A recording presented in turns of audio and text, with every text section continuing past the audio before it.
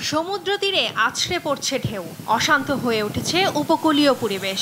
রিমালের প্রভাবে উপকূলে বাতাসের গতিবেগও বেড়েছে কয়েক গুণ।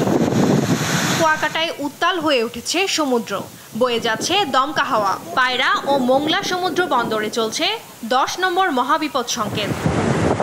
কক্সবাজারেও জারি করা হয়েছে 9 নম্বর মহাবিপদ সংকেত। এর প্রভাবে এরই মধ্যেই মহেশখালীর মাতারবাড়ি সহ বিভিন্ন নিম্নাঞ্চলে জোয়ারের পানি ঢুকেছে।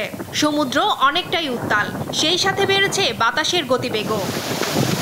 প্রবল বাতাস সাতক্ষীরার শ্যামনগর ও আশাশুনি উপকূলে। জোয়ারের পানি বেড়েছে 4 থেকে 5 ফুট পর্যন্ত।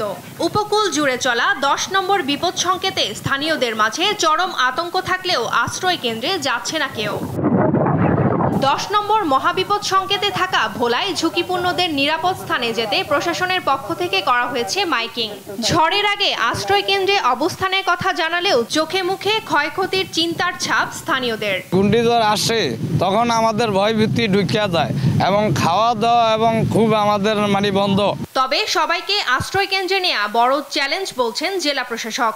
আমাদের সবচেয়ে বড় চ্যালেঞ্জ হচ্ছে যারা এই চরাঞ্চলের মানুষ রয়েছে তাদেরকে ঠিক মতো ইভাকুয়েট করে আমাদের মেইনল্যান্ডে নিয়ে আসা বা আশ্রয় কেন্দ্রগুলোতে নিয়ে আসা। এদিকে ঘূর্ণিঝড়ের খবরে চরম আতঙ্কে বরগুনার বিষখালী নদী পাড়ের মানুষ, কারণ জেলার বিভিন্ন স্থানে এখনো ঝুঁকিপূর্ণ প্রায় 1 কিলোমিটার বেড়িবাঁধ। জেলায় এরই মধ্যে প্রস্তুত করা হয়েছে 673টি আশ্রয় কেন্দ্র। 10 নম্বর সংক্ষেপে কিছুক্ষণ আগে শুনছি, আর আমরা সাইক্লোন সেন্টারে যাওয়ার জন্য প্রস্তুত করছি।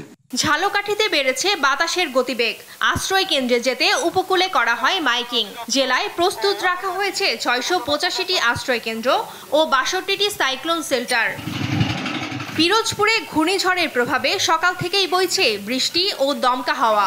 ঝুঁকিপূর্ণ এলাকার অনেকেই প্রস্তুতি নিচ্ছেন সাইক্লোন শেল্টারে আশ্রয় নেয়ার।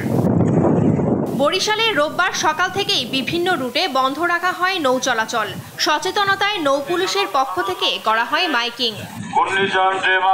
টুম্পা আফরোজ, নিউজ ডেস্ক, দেশ টিভি।